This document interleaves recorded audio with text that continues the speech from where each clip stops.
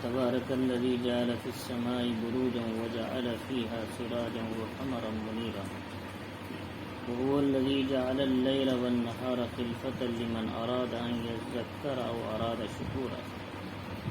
شروع کرتا ہوں اللہ کے نام سے جو بڑا مہربان نہایت رحم والا ہے۔ یہ سورہ فرقان ہے۔ اللہ رب العزت نے اس سورہ کو اتارتے ہوئے اللہ تعالیٰ نے اس کا نام فرقان دیا۔ فرقان کے معنی ہیں حق و باطل میں فرق کرنے والے، ہدایت اور گمراہی میں فرق کرنے والے۔ لہٰذا یہی معنی قرآن مجید میں بدر کے دن کو بھی اللہ نے فرقان کہا ہے۔ بدر کا دن حق و باطل میں فرق کرنے والا دن۔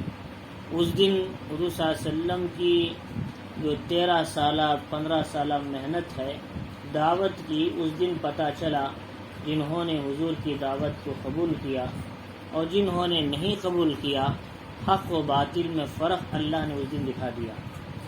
جو حق پر تھے اللہ نے ان کو چھوٹی سی تعداد کامیاب فرمائی، جو باطل پر تھے بڑی تعداد ہونے کے بعد بھی ناکام ہو گئے۔ تو اللہ رب العزت نے اس سورہ کا نام سورہ فرقان دیا، یعنی حق و باطل میں فرق کرنے والی سورت، یعنی اس میں کلام، یہ قرآن حق و باطل میں فرق کرنے والا ہے۔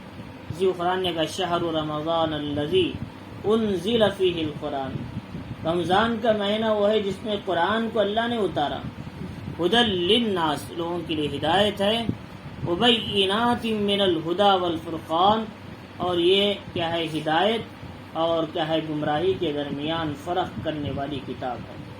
تو اللہ رب العزت نے یہاں اس سورت کے آخری آیتوں میں، جو یہ سورہ فرقان کی 60 پر 1ویں آیت ہے، اللہ رب العزت نے اس سورہ کے شروع میں بھی تبارک الذی کا لفظ لائے اور یہاں پر بھی تبارک الذی کا لفظ لاتے ہیں، یعنی یہ بتانے کے لیے کہ اللہ کی ذات، اللہ کی قدرت، اس کی بڑائی کا اظہار کرنے کے لیے اللہ تبارک کا لفظ لاتے ہیں۔ فرمایا کہ تبارک الذی بیدہ الملک، بابرکت ہے وہ ذات، بادشاہت اسی کے ہاتھ میں ہے، یعنی اللہ اپنی بادشاہت کا، اپنی بڑائی کا، اپنی طاقت کا اظہار کر رہے ہیں۔ تبارک الذی نزل الفرقان علی عبدہ لیکون للعالمین نذیرا، اللہ نے بابرکت ہے وہ ذات کہ اللہ نے اپنے بندے محمد صلی اللہ علیہ وسلم پر ایک کلام اتارا، لیکون للعالمین نذیرا، تاکہ تمام عالم والوں کو ڈرانے والا ہے، اس کلام کے ذریعے سے ڈرائے۔ اس لیے حضور صلی اللہ علیہ وسلم نے فرمایا مجھے کچھ چیزیں مخصوص طور پر دی گئی ہیں، اور کیا ہے پہلی امتیں کسی خطے اور قبیلے کے لیے نبی بن کر آتے تھے، لیکن میں ہر کیا ہے زمین کے کونے کونے کے لیے، پوری کائنات کے لیے اللہ نے مجھے نبی بنا کر بھیجا ہے۔ یا ایھا الناس انی رسول اللہ الیکم جمیعا، اے لوگوں میں تم سب کی طرف رسول بنا کر بھیجا گیا ہوں۔ اس میں لوگوں کا ذکر ہے۔ اللہ تعالیٰ نے دوسرے فرمایا وما ارسلناک الا رحمۃ للعالمین، نبی ہم نے آپ کو پورے عالم کے لیے رحمت بنا کر بھیجا۔ اس میں پوری کائنات کیا ہے، جیسے بر و بحر ہے، اسی طریقے سے نباتات ہے، جمادات ہے، یہ ساری چیزوں کے لیے اللہ نے آپ کو نبی اور رحمت بنا کر بھیجا۔ اسی لیے حضور صلی اللہ علیہ وسلم کیا ہے ہاتھ میں کنکریاں لیے تو آپ کی شہادت کی گواہی کنکریاں دیتے تھے، اور حضور صلی اللہ علیہ وسلم کی شہادت کی گواہی، آپ کی رسالت کی گواہی ایک گو پتھر پھوڑنے دیا۔ حضور صلی اللہ علیہ وسلم کے زمانے میں ایک آدمی آیا، اسے حضور نے دین کی دعوت دی، اس نے کہا یہ گو اگر تمہاری گواہی دے تو میں ایمان قبول کر لیتا ہوں۔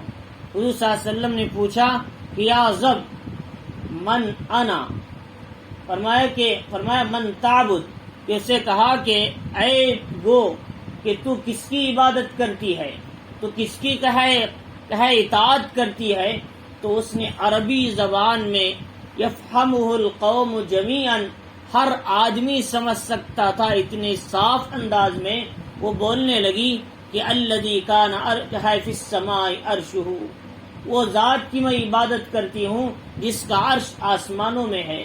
کیا ہے وفی الارض، کیا ہے وفی البحر سبیلہ، کیا ہے سمندر میں اس کے راستے ہیں. وفی الارض سلطانہ، زمین میں اس کی بادشاہت ہے. وفی الجنت رحمتہ، جنت میں اس کی رحمت ہے. وفی النار عذابہ، اور دوزخ میں اس کا عذاب ہے. اس رب کی میں عبادت کرتی ہوں.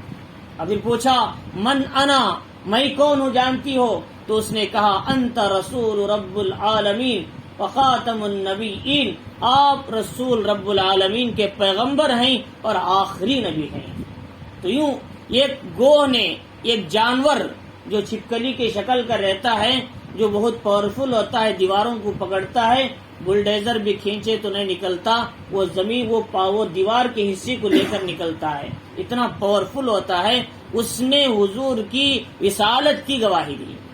یہ اللہ کے نبی علیہ السلام پورے عالم کو ڈرانے کے لیے آئے تھے. تو اللہ رب العزت نے یہاں پر بھی بتایا تبارک الذی جعل فی السماء بروجا، بابرکت ہے وہ ذات جس نے آسمان میں برج بنائے. برج کے معنی کہا کچھ سیارے رہنے کے مقامات بنائے.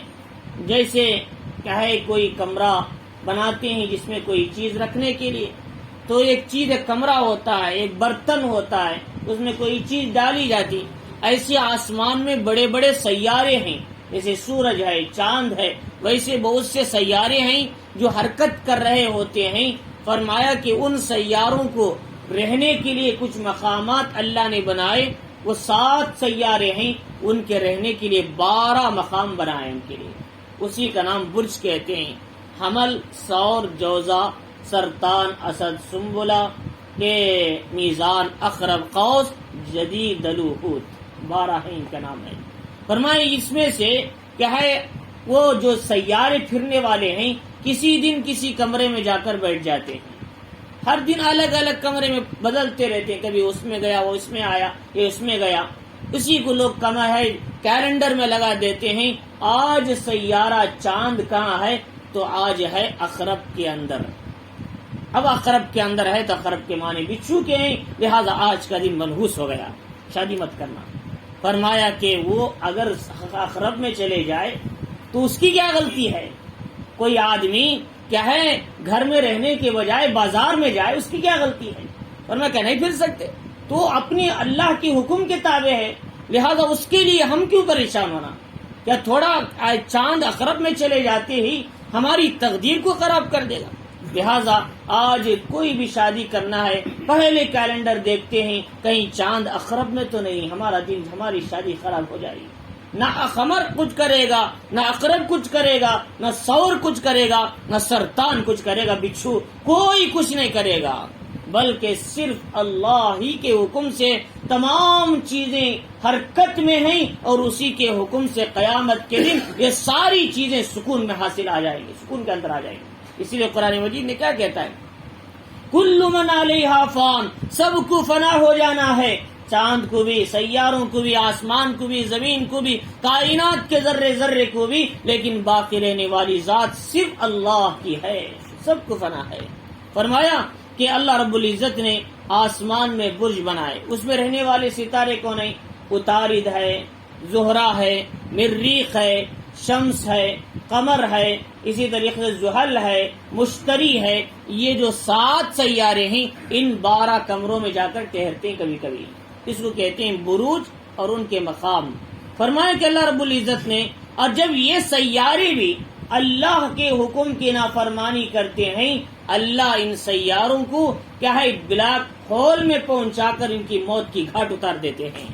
فرمایا کہ سمندر کے اندر کچھ بلیک ہول سے اللہ نے پیدا کیے ہیں، جو برمودا ٹرینگل جسے کہتے ہیں، جو تینوں طرف کے پانی پھرتا رہتا ہے، جہاں پر کوئی کشتی یعنی کوئی بھی فلائٹ بھی اگر چلے جائے کہ اگر اس کے اندر گھس جاتی ہے وہ کھینچ لیتا ہے میگنیٹک سسٹم کے ذریعے سے. وہ ہال میں جانے کے بعد دنیا کی کوئی سائنس اسے نہیں دیکھ سکتی. اللہ نے ایسے پاورفل بلیک ہول سے سمندر کے اندر بنائے ہیں. فرمایا جب یہ نافرمانی کرتے ہیں اللہ ان کو بھی سزا دیتے ہیں. جب انسان ہزاروں نعمتیں کھاتے ہوئے اللہ کی نافرمانی کرے تو اللہ کیوں نہیں پکڑتے؟ لیکن پھر بھی اللہ سے زیادہ بڑے حلیم اور بردبار اور کیا ہے تحمل کرنے والی ذات اللہ سے بڑھ کر کائنات میں کوئی بھی نہیں ہے۔ اللہ دیکھتے ہیں بدکاری کرنے والا بدکاری کر رہا ہے، چوری کرنے والا چوری کر رہا ہے، زناکاری کرنے والا زناکاری کر رہا ہے، اللہ پھر بھی دیکھ کے اسے معاف کر دیتے ہیں۔ ہو سکتا ہے آج نہیں تو کل توبہ کے لیے آئے گا۔ اللہ تعالیٰ اسے معاف کرنے کے لیے ہمیشہ ستاری کے پردے میں لینے کے لیے دروازے کھلے رکھے ہیں۔ ہماری اس امت میں اور اس اسلام میں دیگر مذاہب میں ہی تو فرق ہے۔ دیگر مذاہب میں اگر کوئی آدمی گناہ کر لیتا ہے، غلط کام کر لیتا ہے، وہ کہتے ہیں تمہارے گناہ معاف نہیں ہوں گے، تم دوسرے جنم میں آنا ہے، پھر اٹھ کر تمہارے گناہ تو دوسرے جنم میں آئے پاک ہوں گے، اب دنیا میں پاک ہونے کا کوئی رستہ نہیں۔ یہ ہندو دھرم کا مذہب ہے، دیگر لوگوں کا مذہب ہے، لیکن اسلام کیا کہتا ہے؟ اگر وہ کافر کیوں نہیں 70 سال میں بھی سچی پکی توبہ کر لیتا ہے، ہمارے در میں آ کر ہم اس کے پچھلے تمام گناہوں کو معاف کر کے پکا سچا بندہ بنا لیتے ہیں اسے۔ یہ اسلام کا مذہب ایسا ہے۔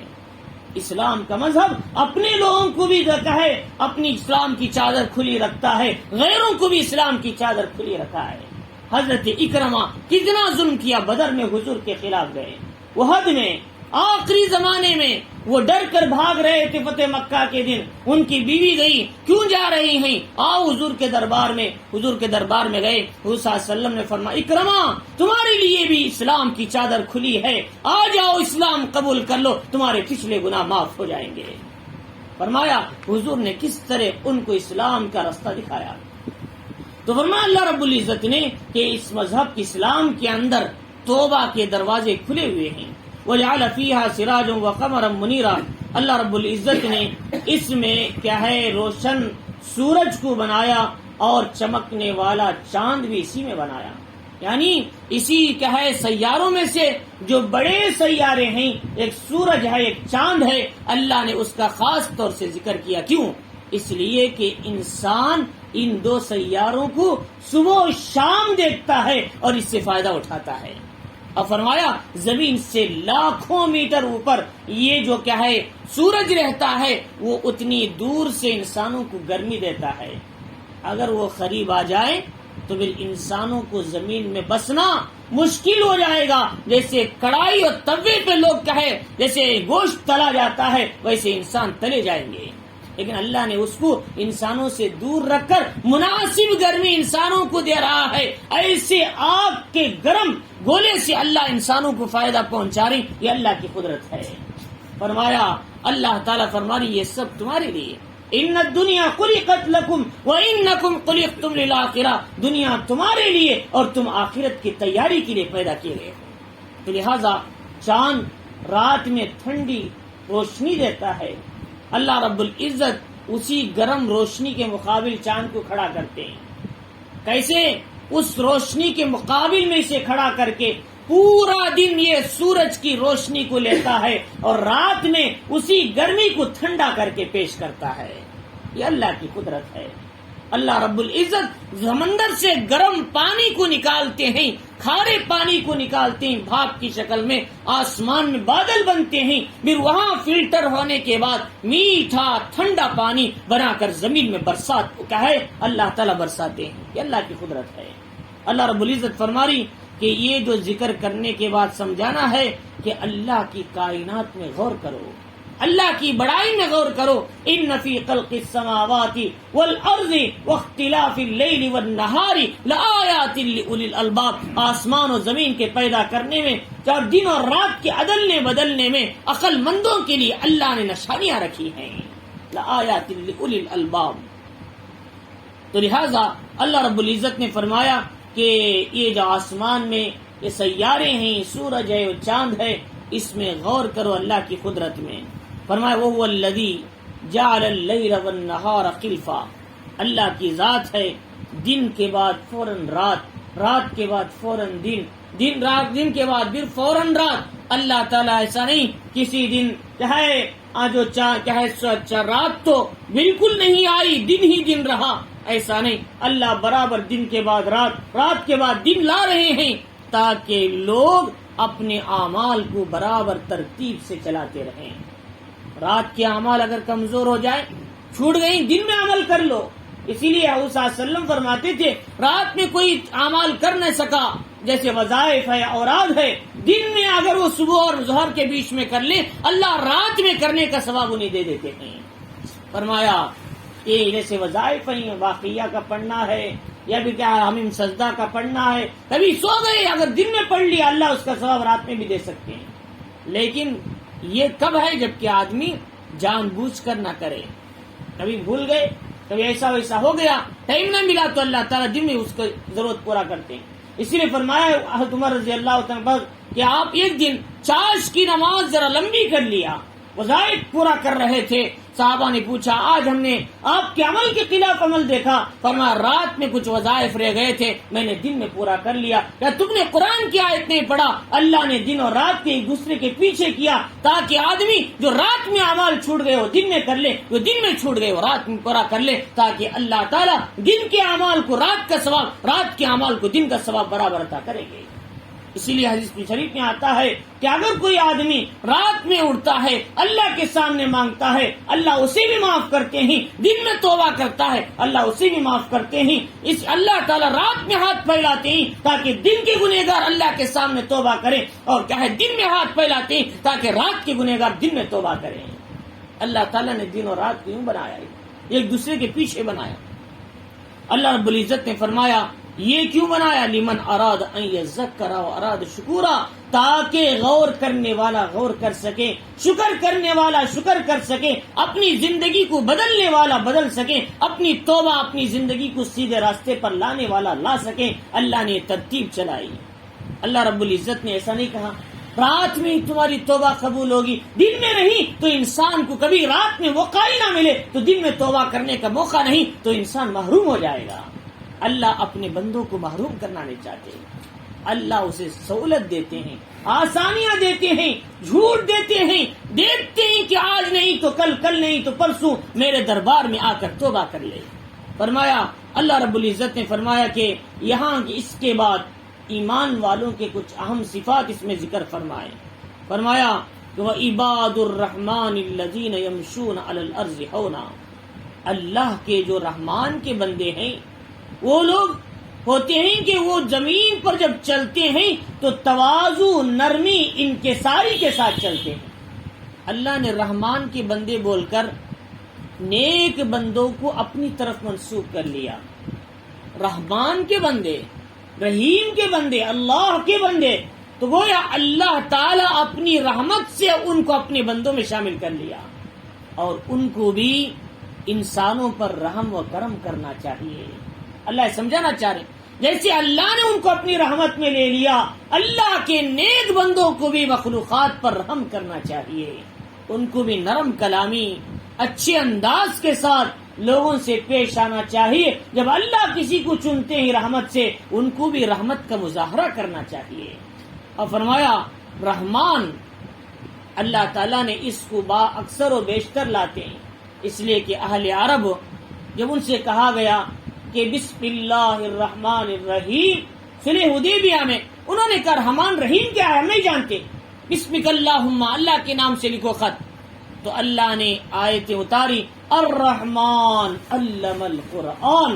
لوگ رحمان کو نہیں جانتے، وہ ہے جس نے قرآن انسان کو سکھایا، انسان کو پیدا کیا، 9 ماہ کے ماں کے پیٹ میں رکھ کر وہ خون کا لوتھڑا تھا، اس سے پھر گوشت بنا، اس سے ہڈیاں بنی، اس پر چمڑا چڑھا، خوبصورت انسانی شکل بنا کر لایا، وہ رحمان ہے۔ اللہ نے سمجھایا مکے والوں کو۔ اللہ فرماری رحمان کون ہے؟ فرمایا رحمان وہ اللہ کی ذات ہے، قرآن بھی سکھایا، انسان کو پیدا کیا، بولنا سکھایا، لہذا یہ سب اللہ رحمان کی صفات ہے۔ اور فرمایا رحمان کا جو لفظ ہے، اللہ کبھی کسی بندے پر اس لفظ کو استعمال نہیں کرتے، رحیم کا لفظ استعمال کرتے، رحمان کا نہیں۔ اسی لیے قرآن مجید میں کہ قرآن فرمایا کہ اللہ کے نبی علیہ الصلوۃ والسلام کے بارے میں کہ کہ لقد جاءکم رسول من انفسکم عزیز علیہ ما عنتم حریص علیکم بالمؤمنین رؤوف الرحیم۔ اللہ نے نبی پر رحیم کا لفظ استعمال کیا، لیکن رحمان کا لفظ کبھی استعمال نہیں کیا۔ کیوں؟ رحمان یہ ٹھاٹے مارتا سمندر ہے رحمت کا، اور یہ صفت اللہ کے سوا کوئی نہیں دے سکتا۔ اسی لیے اللہ نے سورہ رحمان کو ذکر کرنے سے پہلے الرحمان کا لفظ لایا۔ وہاں یہ سمجھانا چاہتے تھے اللہ کی ذات اتنی رحیم ہے، اتنی رحیم ہے، اس کے سمندر کا مقابلہ دنیا کی کوئی ذات نہیں کر سکتی۔ تو لہذا اللہ رحمان کا لفظ کسی انسان پر نہیں، وہ اپنی ذات کے ساتھ خاص کرتا، اور رحیم ہر ایک کے ساتھ عبد الرحیم آتے ہیں۔ تو فرمایا اس طریقے سے تو اللہ رب العزت نے رحمان کی صفت کو کسی انسان پر قرآن میں بیان نہیں کیا، رحیم ذکر فرمایا۔ تو اللہ رب العزت نے اگر کوئی، اسی وجہ سے علماء نے لکھا ہے اگر کوئی آدمی رحمان نام رکھا ہے، اس کو ضروری ہے وہ عبد الرحمان ہی بولے، رحمان کبھی نہ بولے، کیونکہ رحمان یہ اللہ کی صفت خاص ہے، وہ کیسے انسان کے اندر آ سکتی ہے، لہذا عبد الرحمان ہے، وہ رحمان کا بندہ رحمان نہیں ہے۔ یہ اس میں زیادہ سختی کی ضرورت ہے۔ عبد الرحیم میں کبھی رحیم صاحب بول دیے وہ الگ مسئلہ ہے، لیکن رحمان صرف بولنا ایک بہت غلط بات ہے، عبد الرحمان صاحب ہی بولنا ہے۔ تو اللہ رب العزت فرما رہے ہیں کہ وہ عباد الرحمان، اللہ کے رحمان کے بندے وہ لوگ ہیں زمین میں چلتے ہیں تو نرمی، تواضع کیا ہے، انکساری کے ساتھ چلتے ہیں۔ لقمان علیہ السلام نے کہا تھا کہ وقصد فی مشئک واغضض من صوتک، کیا ہے بیٹا کہ جب تم چلو تو درمیانہ پن رہو اور اچھے انداز کے ساتھ چلو، اکڑ کر نہ چلو، اور اکڑ کر چلنے سے قرآن کہتا ہے نہ تم آسمانوں سے، پہاڑوں سے بلند ہو سکتے ہو، نہ تم زمین کو پھاڑ سکتے ہو۔ نہ اکڑ کر چلنا درست ہے، نہ ایک دم بیمار کی شکل میں چلنا بھی درست نہیں ہے۔ عمر رضی اللہ عنہ زمانے میں ایک آدمی بیمار کی طرح چل رہا ہے، پوچھا کہ بیماری ہے؟ پر میں کچھ نہیں، سیدھا چلو گے ورنہ کوڑے لگاؤں گا۔ جب سے سیدھا ہو گیا بھی کریکٹ چلنے لگا۔ فرمایا کہ ایک درمیانی صفت ہے، ایک آدمی ہے اکڑ کے چل رہا ہے، فرمایا ایک آدمی اکڑ کے چل رہا تھا، اللہ نے اسے زمین میں دھسایا، قیامت تک دھستا رہے گا۔ فرمایا یہ زمین میں اکڑ کر چلنے اللہ کو پسند نہیں ہے، نہ اکڑنا پسند ہے، نہ بیمار بننا پسند ہے۔ حضور جب چلتے تھے تو تیزی کے ساتھ چلتے تھے، یوں چلتے تھے گویا آپ کیا ہے ڈھلان میں جا رہے ہیں، قدم قریب رکھ کر جلدی چلتے تھے۔ مولانا انور شاہ کشمیری رحمۃ اللہ علیہ کے بیٹے تھے مولانا اندر شاہ صاحب کو میں نے دیکھا کہ آپ جب چلتے تو ہاتھ میں لاٹھی ہوتی تو قدم جما کر جلدی چلتے تھے، آپ بھاگتے بھی نہیں تھے، جلدی چلنا آتا تھا۔ ہمارے استاد ہیں مولانا نعمت اللہ صاحب، بحر العلوم سمندر تھے، علم کے سمندر ہے، آج بھی ہیں، میں نے ان سے مسلم شریف پڑھی ہے۔ جب وہ چلتی ایک ہاتھ میں گوشت کی تھیلی ہوتی، ایک ہاتھ میں لاٹھی ہوتی، اور قدم جمع کے جلدی چلتے ہیں، ایسے گویا کہ ایک ہے نوجوان ہے، طاقتور ہے، ایسے چلتے تھے۔ ان کی عمر 80 سال ہے۔ فرمایا جب چلتے ہیں تو یوں جیسے جوان چلتا ہے یوں چلتے ہیں۔ تو مولانا نعمت اللہ صاحب یہ مولانا علامہ بلیاوی کے شاگرد ہیں۔ علامہ بلیاوی بہت بڑے منطق کے امام تھے اور کیا ہے بڑے عالم تھے، اور مولانا میرے استاد مولانا مفتی اشرف علی صاحب کے بھی استاد ہیں، اور مولانا مفتی سعید صاحب پالن پوری رحمۃ اللہ علیہ کے بھی استاد ہیں۔ ان کا حال یہ تھا، وہ فرماتے تھے کہ ہماری جو حضرت ہیں کہ وہ کیا ہے گوشت پکاتے آدھا گوشت کھا لیتے تھے۔ 5 کلو کا گوشت رکھتے تو پکاتے آدھا گوشت کھا لیتے تھے حضرت۔ لیکن حضرت کا دماغ ایسا تیز تھا، بڑے لوگ بھی منطق نہیں بول سکتے تھے، حضرت اتنی تیزی کے ساتھ بولتے تھے۔ منطق کے بڑے امام تھے علامہ بلیاوی رحمۃ اللہ علیہ۔ دارالعلوم دیوبند میں ایک استاد، ایک ہیرا تھا۔ اللہ نے دیوبند میں ایسے ہیروں کو پیدا کیا۔ علامہ انور شاہ کشمیری، علامہ بلیاوی، علامہ فخر الدین محدث مراد آبادی، ایسا محدث بعد میں پیدا نہیں ہوا۔ 4000 حدیثیں سند کے ساتھ فخر الدین مراد آبادی رحمۃ اللہ علیہ کو یاد تھی۔ اتنا آسان نہیں ہے، ہم 40 حدیثیں یاد نہیں سکتے، وہ سند کے ساتھ انہوں نے ان سے سنا، قال حدثنا، آخر صحابی تک جاتے تھے۔ فخر الدین مراد آبادی رحمۃ اللہ علیہ علم حدیث میں ماہر شخصیت تھی، اور مولانا مفتی اشرف علی صاحب باقوی کے بھی استاد تھے، مفتی سعید صاحب پالن پوری رحمۃ اللہ علیہ، یہ سب ایک ہی ہم عمر آگے پیچھے کے۔ تو فرمایا اس طریقے سے کہ وہاں نعمت اللہ صاحب چلتے میں دیکھتا تھا کہ وہ ایک دم تیزی کے ساتھ ہاتھ میں لاٹھی ہوتی تو آگے آگے چلی جاتے تھے ہاتھ، ایسا نہیں کہ ایک دم کمزور چل رہے ہیں. یہ اساتذہ یہ ہمیں چل کے یوں بتاتے ہیں گویا کہ سنت کے متبع سنت چلاتے تھے، سمجھاتے تھے کہ ایک آدمی کو چلنا ہے تو سنت کے مطابق کیسے چلنا ہے یہ سکھا کر گئے ہمیں دنیا سے. ایسے بہت سے اساتذہ. تو لہذا اس لیے فرمایا کہ ہمارا چلن بھی ایک دم نہ اکڑا ہوا ہو نہ ایک دم بیماری، درمیانی انداز کے ساتھ چلنا چاہیے. تو اللہ رب العزت فرماری وَإِذَا خَاطَبَهُمُ الْجَاهِلُونَ قَالُوا سَلَامًا، اور جب ان کو کوئی جاہل آدمی بحث کرنے لگتا ہے السلام علیکم بول کے آگے نکل جاتے ہیں.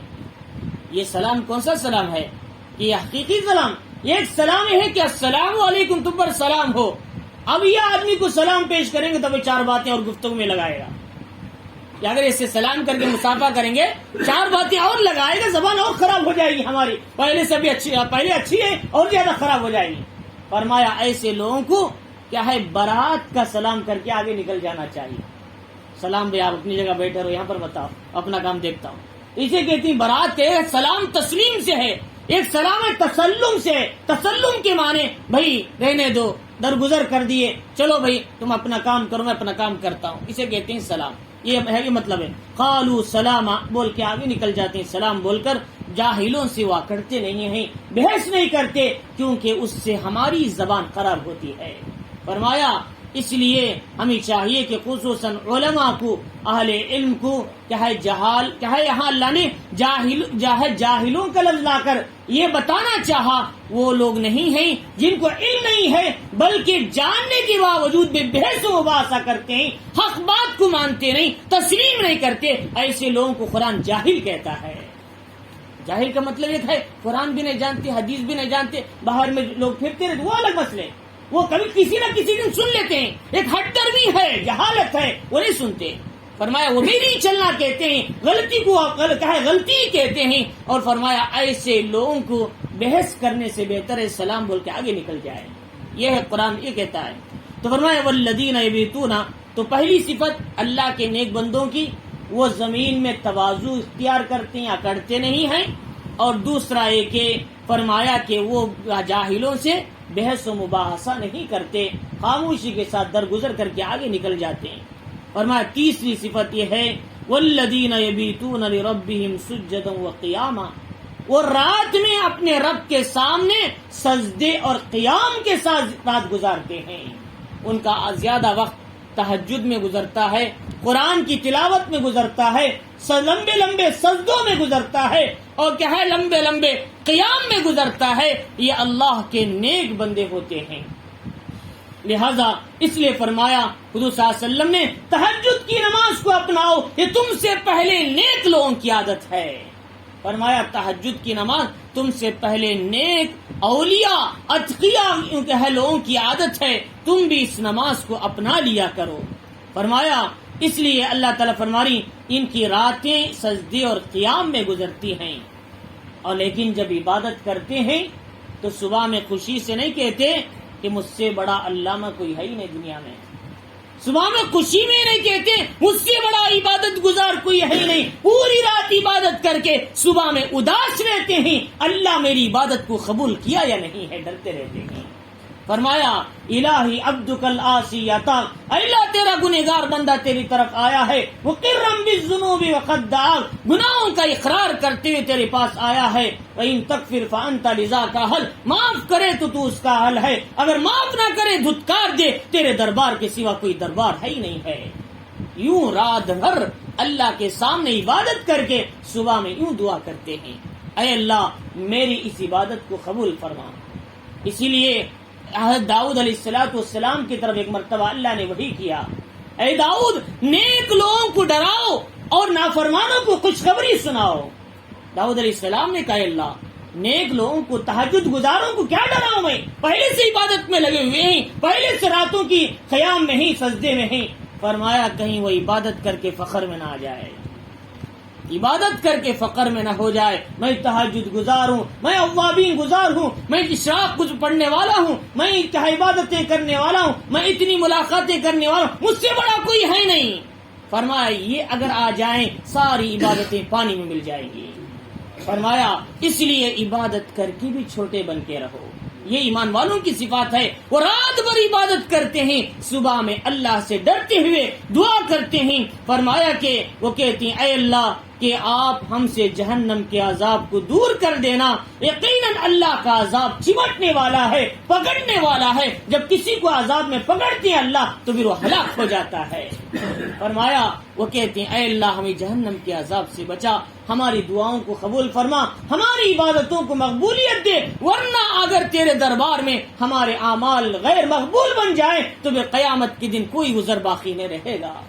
فرمایا یہ رات میں پوری عبادت بھی کرتے ہیں, صبح میں اللہ سے بھی ڈرتے ہیں. اور داؤد علیہ السلام سے کہا کہ جو نافرمانی ان کو خوشخبری سناؤ. اے اللہ نافرمانوں کو کیا خوشخبری سناؤ؟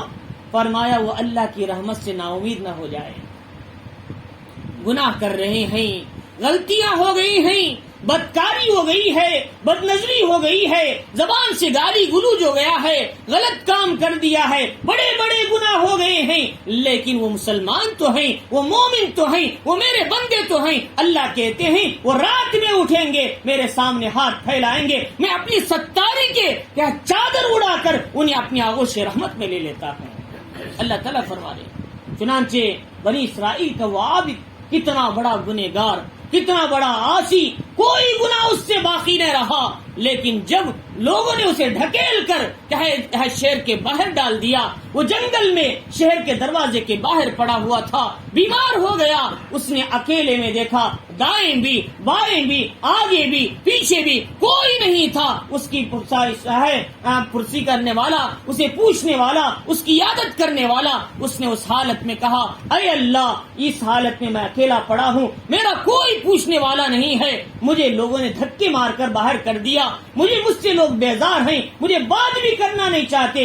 اے اللہ اگر میں یہ نہیں جانتا تو تیرے سامنے ہاتھ نہ پھیلاتا کہ مجھے معاف کرنے سے تیری شان میں کوئی کمی نہیں آتی. اگر تو مجھے معاف نہیں کرے گا تو تیری شان میں اضافہ نہیں ہوتا. اے اللہ اس آخری وقت میں تیرے سامنے سچی پکی توبہ کرتا ہوں. اب آخری وقت ہوا, اللہ کے سامنے سچی پکی توبہ کیا.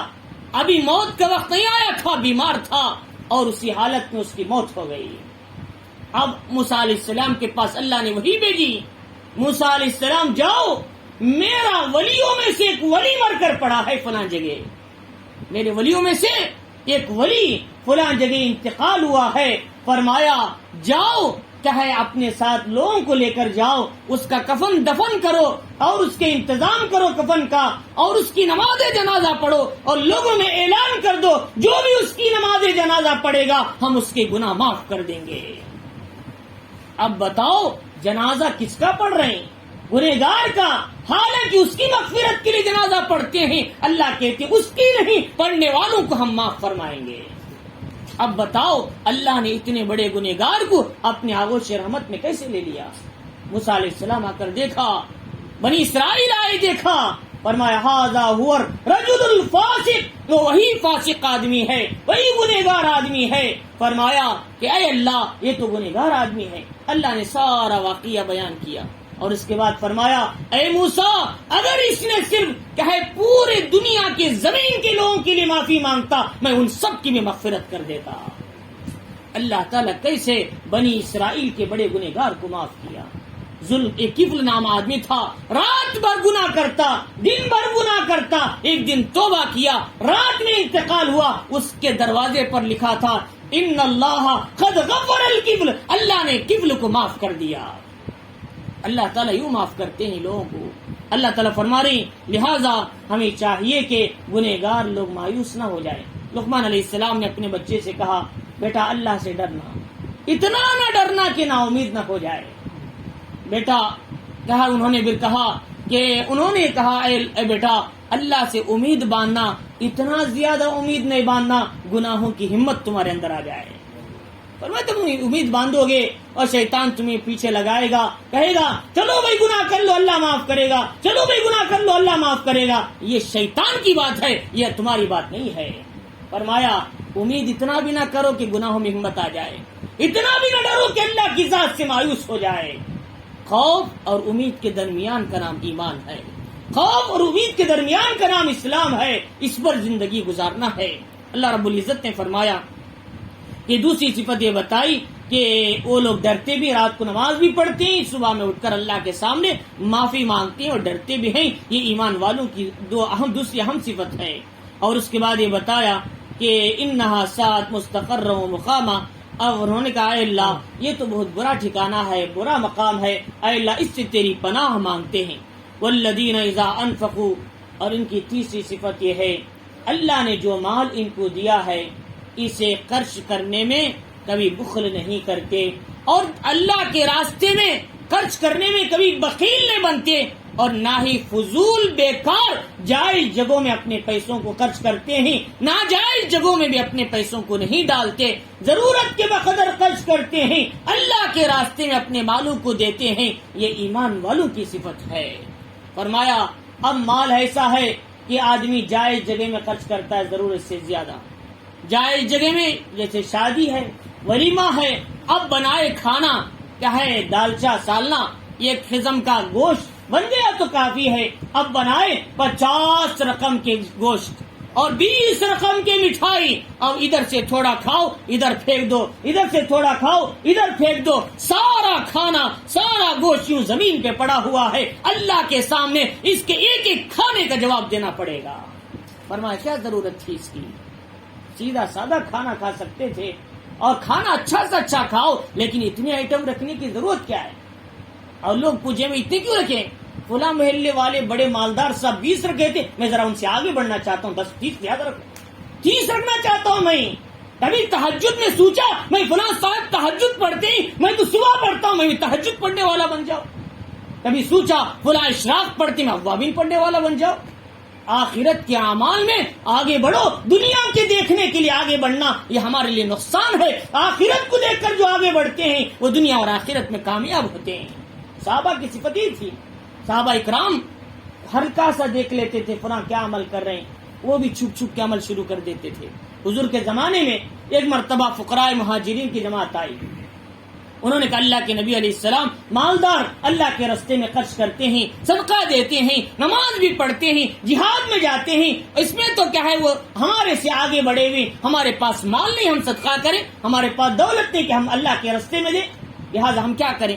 حضور نے کہا ہر نماز کے بعد 33 مرتبہ سبحان اللہ، 33 مرتبہ الحمدللہ، 34 مرتبہ اللہ اکبر پڑھ لو، اور تم ان سے بھی آگے بڑھ جاؤ گے، نیکی میں ان کے برابر ہو جاؤ۔ اب یہ آہستہ آہستہ تسبیحاں لے کر شروع کرے، سبحان اللہ الحمدللہ اللہ اکبر۔ مالدار صاحب بازو آ کر سنے کیا پڑھ رہے ہیں؟ فرمایا انہوں نے بھی شروع کر دیا۔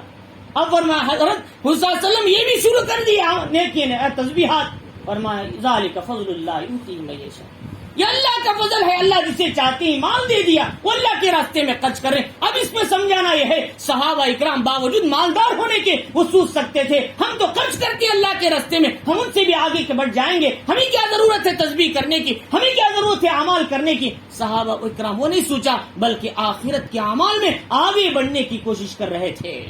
فرمایا انسان دنیا کی چیزوں میں مسابقہ نہ کرے، آخرت کے لیے مسابقہ کرے، جنت کے لیے مسابقہ کریں۔ کیا ہے سارعوا الی مغفرۃ من ربکم وجنۃ عرضها السماوات والارض، وہ جنت کی طرف دوڑو جس کی چوڑائی زمین اور آسمان سے بھی زیادہ ہے۔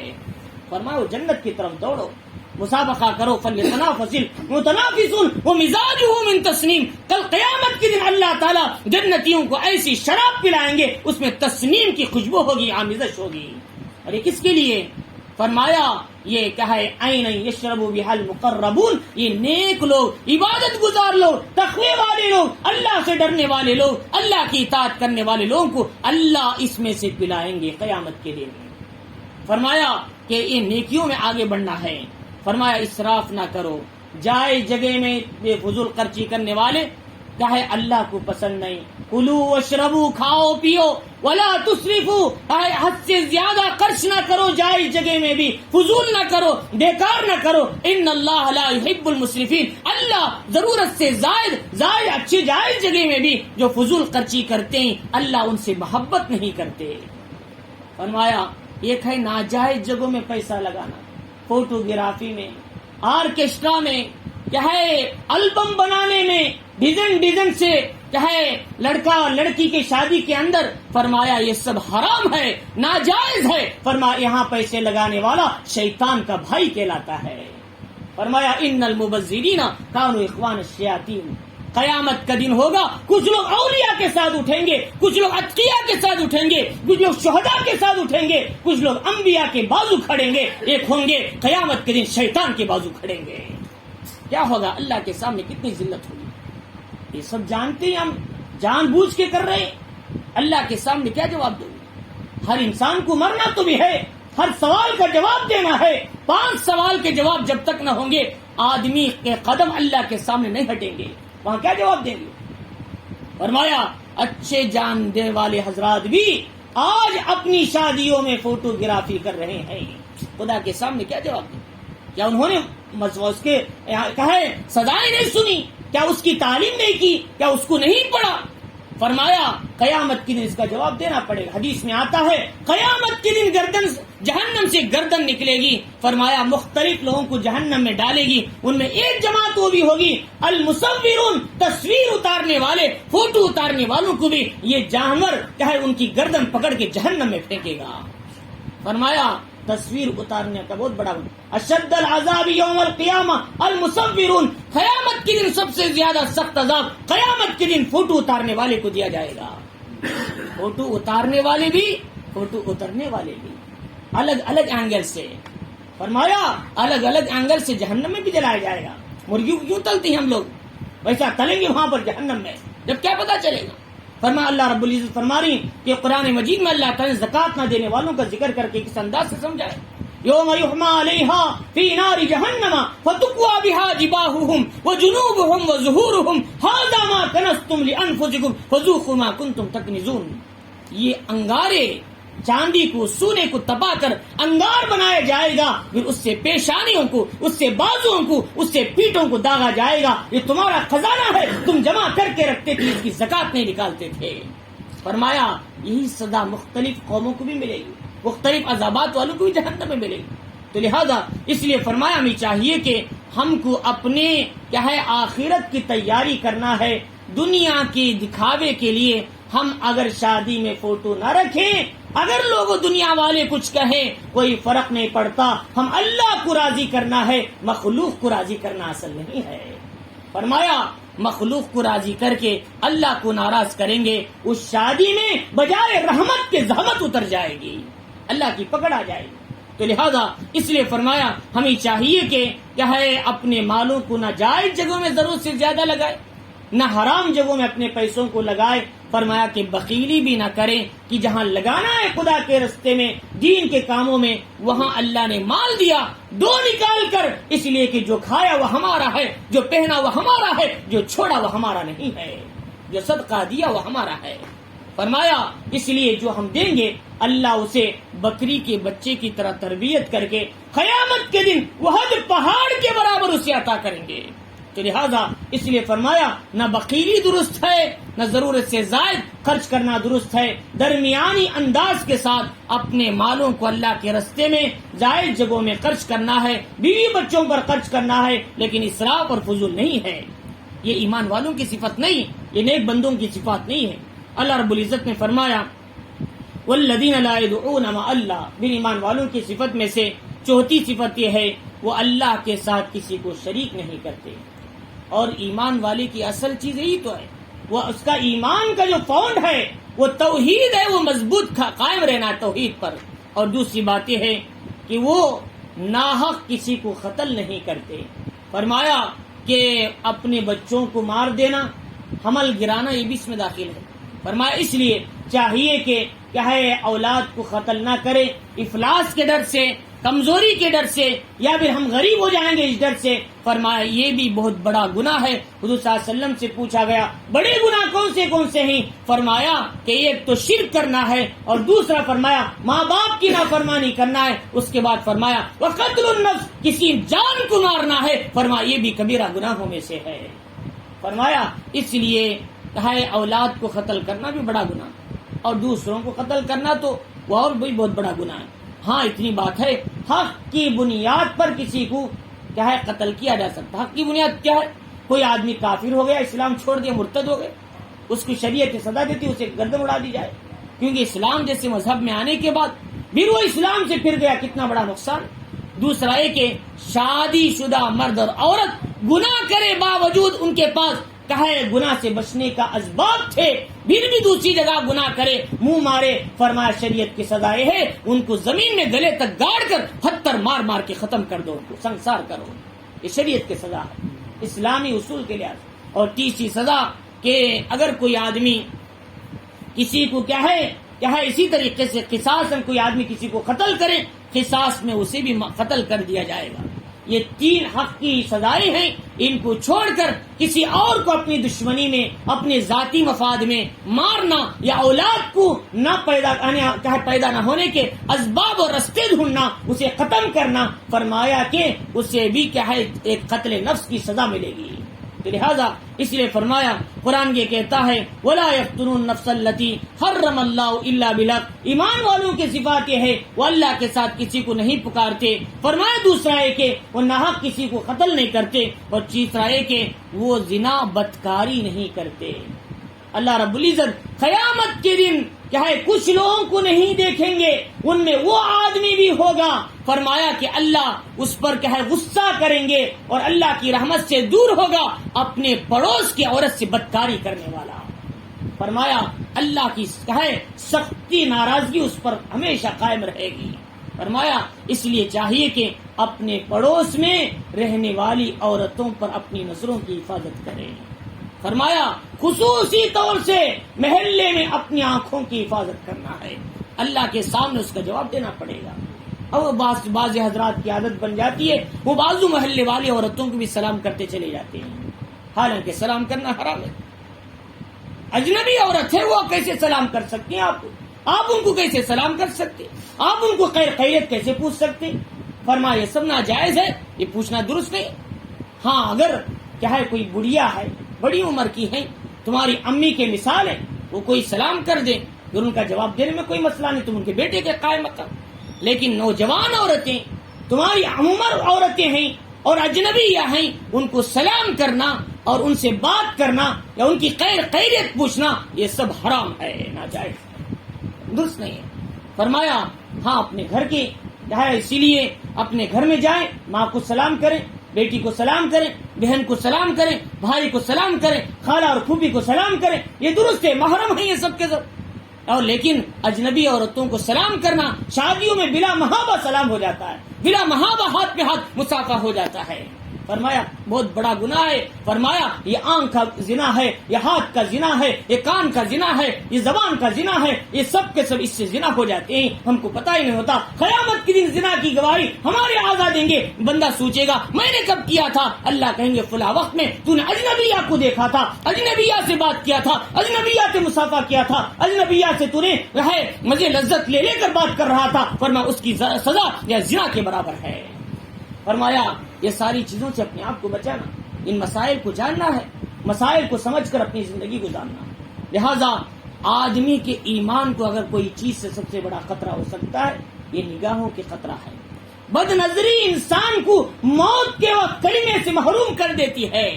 فرمایا اس لیے آنکھوں کی حفاظت کرو، یہاں سے ہی سارے گناہ شروع ہوتے ہیں۔ فرمایا کہ اسی لیے اللہ رب العزت فرماری کہ یہ ایمان والے ایسے ہیں یہ زنا نہیں کرتے، اور زنا نہیں کرتے کا مطلب یہ لوگ زنا کے قریب بھی نہیں جاتے۔ وَلَا تَقْرَبُوا الزِّنَا إِنَّهُ كَانَ فَاحِشًا، قرآن کیا کہتا ہے؟ زنا مت کرو، ایسا نہیں کہتا زنا کے راستوں کے قریب بھی مت جاؤ، یہ برا راستہ ہے، یہ فحش راستہ ہے۔ اور زنا کے راستے کیا ہے؟ مصافحہ کرنا۔ زنا کے راستے کیا ہے؟ بے محابہ نامحرم مرد عورت بیٹھ کے بات کرنا آمنے سامنے، بہت پورے گناہ کے راستے ہیں یہ سب کے سب۔ فرمایا ان سے بھی دور ہو جاؤ تو پھر گناہ سے بچو گے، اگر ان دروازوں میں گھس گئے تو گناہوں میں پڑنا آسان ہو جائے گا۔ فرمایا اس لیے ہمیں چاہیے کہ ان باتوں کا خاص لحاظ رکھنا ہے اگر ہم اللہ کے نیک بندے بننا چاہتے ہیں۔ وَمَن يَفْعَلْ ذَلِكَ يَلْقَ أَثَامًا، جو کوئی ایسا کرے گا وہ بڑی سزا کا مستحق کہلائے گا۔ جہنم میں ایک وادی ہے جس کا نام اسامہ ہے، فرمایا کہ اس جہنم کی وادی میں پہنچتے ہوئے اگر تم پتھر ڈالو گے 70 سال تک اس کی گہرائی میں پتھر جاتا رہے گا لیکن اس کی گہرائی ختم نہیں ہوگی۔ فرمایا اتنا گہرا کنواں ہے اسامہ، یہ گناہ کرنے والوں کو یہ سزا دی جائے گی۔ اللہ رب العزت فرما رہی لیکن ان گناہوں کے باوجود بھی ایمان پکا تھا، توحید میں پکے تھے، گناہ ہو گیا انسان سے، اب سچی پکی توبہ کرنا چاہتا ہے، پچھلے گناہوں سے چاہے چھوڑ کر نادم ہونا چاہتا ہے، شرمندہ ہو کر اپنے تمام غلط راستوں سے توبہ کرنا چاہتا ہے۔ اگر وہ کافر ہے اللہ اسے بھی قبول کریں گے، اگر وہ مومن ہے اللہ اسے بھی معاف فرما لیں گے۔ اللہ فرماری یضاعف له العذاب یوم القیامت ویخلد فیہ مہانا، یہ گناہ کرنے والوں کو اللہ قیامت کے دن ڈبل سزا دیں گے اور ذلت کے ساتھ وہ اس میں ہمیشہ پڑے رہیں گے۔ لیکن الا من تابا، مگر جس نے توبہ کیا، وآمن ایمان لائے، وعمل صالحا نیک عمل کر لیے، فاولئک یبدل اللہ سیئاتہم حسنات، اللہ ان کے پچھلے تمام گناہوں کو نیکیوں سے بدل دیں گے، معاف کر دیں گے۔ اگر وہ کافر تھا توبہ کر لیا، سیدھے راستے پر آ گئے، اللہ انہیں معاف کر دیں گے، وہ ایسا ہو جائے گا جیسے آج ہی اپنے ماں کے پیٹ سے پیدا ہوا۔ فرمایا توبہ ہو جائے گی اس کی، فرمایا وکان اللہ غفور الرحیم، اللہ بخشنے والے مہربان ہیں۔ لیکن یہ کافر کے مسئلہ تھا، ایمان والا ہے اور توحید والا ہے لیکن اس سے زنا ہو گیا، بدکاری ہو گئی، چوری ہو گئی، یا کسی کو تہمت لگایا، کوئی غلط کام کر لیا، لیکن ایسا آدمی بھی اللہ کے سامنے توبہ کرتا ہے اللہ اسے بھی معاف فرما دیتے ہیں۔ اللہ تعالیٰ فرما رہے ہیں ومن تاب وعمل صالحا فانه يتوب الى الله متابا، وہ اللہ کی طرف جھکے گا اللہ بھی اس کی طرف جھک جائیں گے، اللہ اسے معاف فرمائیں گے۔ تو لہذا ہمیں چاہیے کہ ہم اپنے گناہوں سے توبہ کریں۔ توبہ کا دروازہ جب تک کھلا ہے، کب تک کھلا ہے؟ انسان کی سکرات جب شروع ہو جائے گی توبہ کا دروازہ بند ہو جائے گا، اس کے بعد توبہ کا بھی اعتبار نہیں، اس وقت کے ایمان کا بھی اعتبار نہیں ہے۔ فرمایا اس لیے توبہ کا دروازہ بند ہونے سے پہلے توبہ کر لو، اللہ تعالیٰ فرمانے۔ لہذا اللہ رب العزت نے ایمان والوں کی صفات ذکر کرنے کے بعد فرمایا یہ ایسے لوگ ہیں کہ جھوٹی گواہی کبھی نہیں دیتے، جھوٹی گواہی نہیں دیتے، یا پھر کیا ہے اللہ کے علاوہ دیگر چیزوں کی محبت کو اپنے دل میں نہیں بٹھاتے۔ فرمایا حضور صلی اللہ علیہ وسلم نے فرمایا ایک مرتبہ حضور صلی اللہ علیہ وسلم سے پوچھا گیا کون سے فلاں گناہ فلاں گناہ فلاں گناہ، حضور صلی اللہ علیہ وسلم ٹیک لے کے بیٹھے ہوئے، حضور سے پوچھا اللہ کے نبی جھوٹی گواہی دینا کیسا ہے؟ حضور نے فرمایا جھوٹی گواہی، فرمایا کہ یہ شرک کے برابر ہوا گناہ سے ملے گا۔ ایک آدمی شرک کرتا ہے، اللہ کے سوا کسی اور سے مانگتا ہے، کسی اور سے ہونے کا یقین کرتا ہے، وہ اور جھوٹی گواہی دینا دونوں برابر ہے۔ لہذا اس لیے جھوٹی گواہی ہرگز نہ دیں، اپنی زبان کی حفاظت کریں۔ ہمارے دوست کی اگر مدد کر سکتے ہیں سچی گواہی دو، کسی دوست کی غلط مدد کر کے جھوٹی گواہی دو گے دنیا میں تو تم اس کا ساتھ دے دیے لیکن تمہاری جہنم پہلے سے طے ہو چکی ہے، اللہ تعالیٰ فرما دیں۔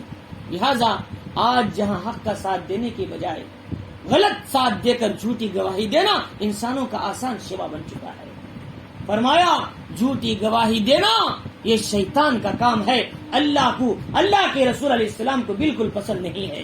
فرمایا وَإِذَا مَرُّوا بِاللَّغْوِ مَرُّوا كِرَامًا، اور یہ ایسے لوگ ہیں جب وہ بیکار چیزوں سے گزرتے ہیں، ناجائز مجلسوں سے گزرتے ہیں، فرمایا مروا کراما، شرافت کے ساتھ وہاں سے کھسک جاتے ہیں، وہاں بیٹھتے نہیں، وہاں بیٹھ کر گناہوں کا مظاہرہ نہیں کرتے۔ ہمارے ہاں مجلس ہوتی ہے نکاح کی، ولیمے کی، اب اس سے پہلے آرکیسٹرا لگا ہے، وہاں بیٹھ کے مزے لے رہے ہیں، ماشاءاللہ کیا اچھا گا رہے ہیں، ماشاءاللہ کیا اچھی آواز آ رہی ہے۔ فرمایا کہ وہاں مزے لے رہے ہیں، فرمایا وہ مزے لینے کی جگہ ہے، وہاں سے اٹھ کر جانے کی کوشش کرو، وہاں سے کھسکنے کی کوشش کرو، اس لیے کہ جو آدمی گناہ دیکھ کر اس پر خوش ہوتا ہے وہ گناہ کرنے کے برابر ہے۔ فرمایا جو آدمی گناہ دیکھ کر ویسے دل کو تکلیف ہوتی ہے، وہاں سے ہٹنا چاہتا ہے، وہ گناہ نہ کرنے والے کے برابر ہے۔ فرمایا اس لیے گناہ دیکھ کر ہم وہاں نہیں بیٹھنا، فوراً کھسکنے کی کوشش کرنا، وہاں سے ہٹنے کی کوشش کرنا۔ پہلی بات ناجائز دعوتوں میں نہیں جانا چاہیے جہاں ہم کو معلوم ہے، اگر معلوم نہیں تھا چلے گئے، وہاں سے کھسکنے کی کوشش کرنا تاہے دعوت والے کچھ بھی سمجھے لیکن ہم اللہ کو راضی کرنا ہے۔ فرمایا آج دعوتوں کے اندر یہ کھڑے ہو کر کھانے کا ماحول بھی بہت برا ہے۔ فرمایا کھڑے ہو کر کھانا بالکل درست نہیں ہے، بھائی کھانا بیٹھ کر کھانا ہے، ادب کے ساتھ کھانا ہے، کرسی ہے تو کرسی لے کر بیٹھ کے کھانا ہے، یہ آج آسان ہو گیا، کیا کھڑے کھڑے کھا لیے. فرمایا کہ اللہ کو، اللہ کے رسول علیہ السلام کو ناپسندیدہ عمل ہے. اگر کبھی ایسا موقع ہو، کرسی ہے تو بیٹھ کر کھاؤ، اگر نہیں چھوڑ کر آ جاؤ، دعوت باہر کھا لو. دعوت نہیں کھائے تو ہماری دنیا نہیں بگڑے گی، ہماری آخرت خراب نہیں ہوگی. فرمایا چھوڑ دو اسے، بیٹھ کر کھانے کا موقع ہے تو کھاؤ، ورنہ چھوڑ کر آ جاؤ، کوئی فرق نہیں پڑتا. فرمایا کہ اگر تم دنیا والوں کو راضی کرنے کے لیے کھڑ کر کھا لیے، اللہ اس کے رسول علیہ السلام ناراض ہو گئے، قیامت کے دن آب کوثر میں نبی کو کیا چہرہ دکھائیں گے؟ فرمایا اس دن تو چہرہ دکھانا پڑے گا. اللہ کے نبی کہیں گے میری سنت کا مذاق اڑ رہا تھا، میری سنت کے جنازے نکل رہے تھے، تم ان میں مزے لے کر کھا رہے تھے، کیا تمہیں اس کا پتہ نہیں تھا؟ فرمایا کہ اس لیے ہم کو چاہیے کہ ایسی چیزوں سے اپنے آپ کو بچانا ہے اور اس سے دور رکھنے کی کوشش کرنا ہے. وَإِذَا مَرُّوا بِاللَّغْوِ مَرُّوا كِرَامًا وَالَّذِينَ إِذَا ذُكِّرُوا بِآيَاتِ رَبِّهِمْ، اور جب یہ کہے ان کے سامنے رب کی آیتوں کا ذکر کیا جاتا ہے، وہ لوگ کہے سستی سے، کہے کاہلی سے نہیں سنتے، بلکہ کان لگا کر توجہ کے ساتھ سنتے ہیں. اندھے بہرے ہو کر نہیں بیٹھتے، بلکہ نصیحت حاصل کرنے، عبرت لینے کے ارادے سے بیٹھ کر، اپنی زندگی کو سدھارنے کے ارادے سے بیٹھ کر دین کی بات کو سنتے ہیں. ایمان والوں کی صفات ہے. منافقوں کی عادت تھی، ادھر سے سنتے ہی چھوڑ دیتے تھے نبی کی مجلس میں. منافقوں کی عادت تھی، یہودیوں کی عادت تھی، لیکن ایمان والوں کی عادت ویسی نہیں ہے. ایمان والوں کی عادت یہ ہے، وہ سنتے ہیں تو عمل کرنے کے ارادے سے سنتے ہیں، زندگی بدلنے کے ارادے سے سنتے ہیں. قرآن کہتا ہے، فرمایا کہ والذین یقولون، پھر وہ دعا کرتی ہیں اے اللہ ہمارے لیے، ہماری اولاد کو، ہماری بیویوں کو، ہماری آنکھوں کی ٹھنڈک بنا دے. اے اللہ ان کو ہمارے لیے رحمت بنا دے، ہمارے لیے کبھی زحمت نہ بنانا. وہ دعا کریں گے اے اللہ ہماری اولاد کو درست بنا دے، ہمارے بیوی بچوں کو نیک بنا دے، تاکہ وہ لوگ بھی دین میں ہمارا ساتھ دے سکیں، دین میں ہماری مدد کر سکیں. اب ایسا ہے کہ آدمی، شوہر تو دین پر چلنا چاہتے ہیں، لیکن مستورات ان کو دین سے دور رکھنا چاہتے ہیں، اور دباؤ میں آ کر مرد حضرات بھی ان کے ساتھ گناہ میں ہاں ملا لیتے ہیں. اس کا نتیجہ کیا ہوتا ہے؟ قیامت کے دن جب جہنم میں جائیں گے وہ لوگ، تو ہم بھی ان کے ساتھ رہیں گے. فرمایا اس لیے ہمیں قرآن کیا کہتا ہے، انما اولادکم اموالکم و اولادکم فتنہ، تمہارے مال، تمہاری اولاد تمہارے لیے بسا اوقات تمہارے کیا ہے؟ فتنہ ہے، تمہارے دشمن ہے. قرآن کہتا ہے. فرمایا دشمن کیوں کہا؟ فرمایا کہ تم ان کے ناجائز کام میں ساتھ دے رہے ہو. بیوی کہتی چھوٹی ہے ٹی وی، ذرا بڑی لا لیں گے 15 انچز کی، ہاں چلو ہاں میں ہاں فوراً لا لیے. فرمایا کہ ساتھ دے رہی گناہ میں. بیوی کہتی ہے کہ چلو کہ ہم فلاں سے کٹنم 5 لاکھ کے بجائے 6 لاکھ پوچھیں گے. اب شور بھی کہتا ہے دباؤ میں آ کر چلو اچھی بات ہے پوچھ لیں گے، اب گناہ میں ساتھ دے رہے ہیں. ولا تعاونوا على البر والتقوى، کہ تعاونوا على البر والتقوى ولا تعاونوا على الاثم والعدوان، نیکی میں، تقوی میں اپنے ساتھیوں کی مدد کرو، گناہ میں، زیادتی میں کبھی ان کی مدد نہ کیا کرو. قرآن کہتا ہے. فرمایا بیوی بچوں کی بات میں آ کر آدمی کبھی کبھی ناجائز کام کر بیٹھتا ہے. فرمایا ایسی بیوی بچوں کو قرآن کیا کہتا ہے؟ فرمایا کہ تمہارے دشمن ہیں. قرآن کہتا ہے تمہارے دوست نہیں، تمہارے دشمن ہیں. فرمایا اگر بیوی کچھ کہیں، بچے کچھ کہیں، ہم اٹل رہنا ہے. شریعت کا حکم یہ ہے اس کے مطابق چلنا ہے تو چلو، ورنہ خاموش ہو جاؤ. تمہیں زبان کھولنے کی اجازت ہے، شریعت میں اس کی اجازت ہے. بیوی بچوں کی سن کر شریعت کے حکم کو توڑو گے، قیامت کے دن جیسے وہ جہنم میں جائیں گے تم بھی ان کے ساتھ استقبالیہ میں پیچھے چلے جاؤ گے. فرمایا اس لیے ہمیں چاہیے کہ ان باتوں کا خاص لحاظ رکھنا ہے. فرمایا کہ اس کے بعد انہوں نے کہا کہ وجعلنا للمتقین اماما، اے اللہ ہم کو متقیوں کا امام بنا دے.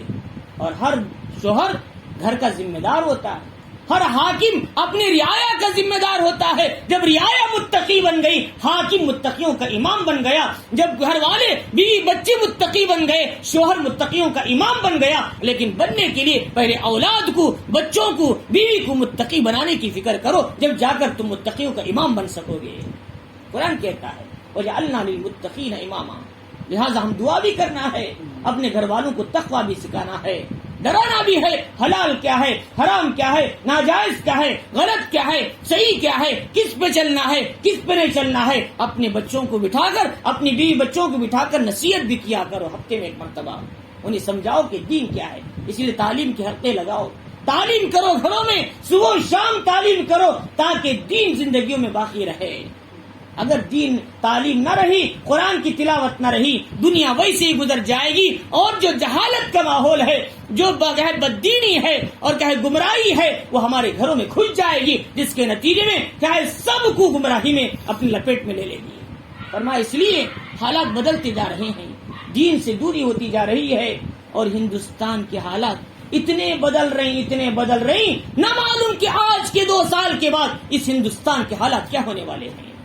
بہت خطرناک حالات آنے والے، اس لیے ہمیں چاہیے کہ اپنی زندگیوں کی اصلاح کرنا۔ وہاں سجاد نعمانی صاحب رحمت برکاتہم، آج ہی ان کا یہ آیا ہے آڈیو کہ انہوں نے کہا ہے بھئی حالات بہت بگڑتے جا رہے ہیں، میں دیکھ رہا ہوں کہ آج سے ائمہ کو بھی چاہیے کہ عام لوگوں کو بھی چاہیے حسبنا اللہ و نعم الوکیل 7 مرتبہ پڑھو دعاؤں میں، اور ساتھ میں یہ دعا پڑھو اللہم انا نجعلک فی نحورہم ونعوذ بک من شرورہم 7 مرتبہ۔ اے اللہ، ہم تجھے ان دشمنوں کے مقابل بناتے ہیں، ان کے شرور سے تیری پناہ مانگتے ہیں۔ بڑی اہم دعا ہے، اللہم انا نجعلک فی نحورہم ونعوذ بک من شرورہم۔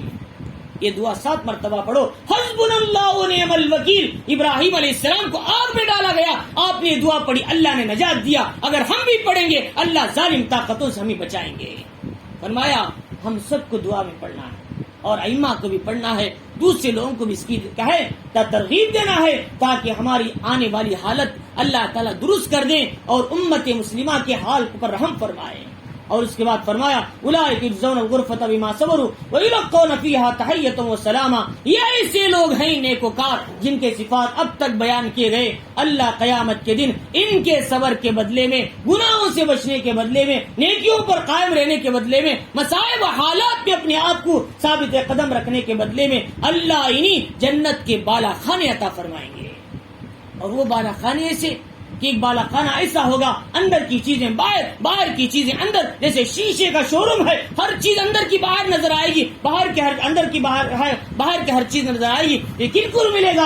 اللہ کے نبی علیہ السلام نے 3 صفات بیان فرمایا وہ لوگ جو کلام میں نرمی اختیار کرتے ہیں، ہر ایک کے ساتھ تواضع اختیار کرتے ہیں، ہر ایک کے ساتھ نرم معاملہ کرتے ہیں، دوسرا کھانا کھلاتے ہیں غریبوں میں، کمزوروں میں مدد کرتے ہیں دوسروں کی، اور تیسرا فرمایا سلام کو عام کرتے ہیں، چوتھا رات میں اٹھ کر رب کے سامنے کھڑتے ہیں۔ ایسے لوگوں کو اللہ اسے بالا خانے عطا فرمائیں گے، ان صفات والوں کو اللہ بالا خانے دیں گے۔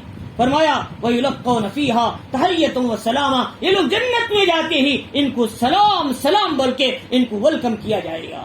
اللہ تعالیٰ فرما رہی کہ خالدین فیہا، یہ لوگ اس جنت میں ہمیشہ رہیں گے، حسنت مستقرا و مقاما، یہ کیا ہے بہترین جگہ ہے، بہترین ٹھکانہ ہے۔ قل ما یعبأ بکم ربی لولا دعاؤکم، اگر تمہاری دعا نہ ہوتی، تم نہ پکارتے رب کے سامنے، اللہ تمہیں کوئی تمہاری پرواہ نہ کرتا، لیکن تم نے رب کے سامنے پکارا، مانگا، فقد کذبتم فسوف یکون لزاما، کہ اگر تم نہ پکارتے تو تم جھٹلا دیے جاتے، تو پھر تمہیں اللہ کا عذاب پکڑ لیتا، لیکن تمہاری پکار ہے۔ تمہارے بندوں میں، تمہارے لوگوں میں کیا ہے، کچھ ایسے لوگ بھی ہیں راتوں میں اٹھ کر دعائیں کرتے ہیں، راتوں میں آہوداری کرتے ہیں، راتوں میں رب کے سامنے سر جاہر سجدے میں رکھ کر رگڑ کے اللہ سے دعا کر رہے ہیں، اے اللہ امت کے حالات کو درست فرما، اے اللہ امت کے حالات کو درست فرما، اے اللہ مسلمان مردوں عورتوں بچوں کی عزت و آبرو جان و مال کی حفاظت فرما۔ ان لوگوں کی دعاؤں کے نتیجے میں اللہ تمہیں اپنے عذاب سے دور رکھا ہے۔ فرمایا ورنہ یہ لوگ راتوں میں اٹھ کر دعا نہ کرتے، آج زمین یہ دنیا فنا ہو چکی ہوتی۔